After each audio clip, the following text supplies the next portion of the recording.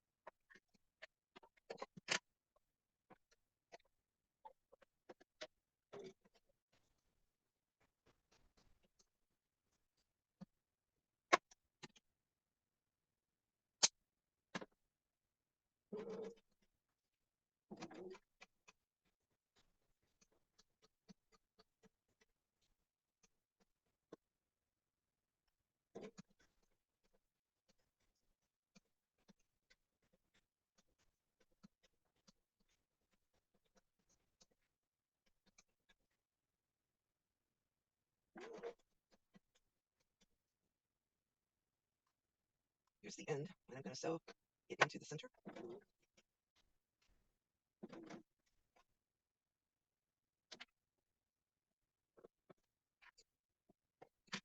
Oops.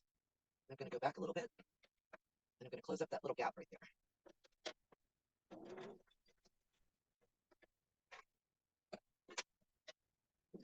I'm not doing that as a handle. I'm doing it so I have a hanging hook on the basket. In case I've washed it and need to hang it up to dry. And then I know that you guys can all see, because I can, that there are some gaps in here. So I'm going to slide this back up underneath here, and I'm going to sew over the gap. There's a couple of them.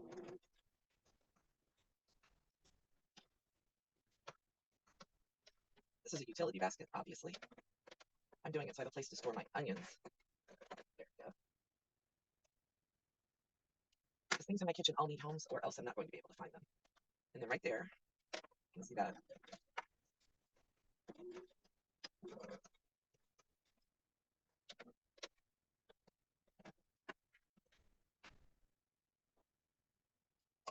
Okay, and there's my pen that I'm taking out of there. Oops, dropped it. So there's our basket, inside, outside. I don't like how that center is doing, but I'll take care of that in just a second. I gotta cut a couple of threads off of here because they are long.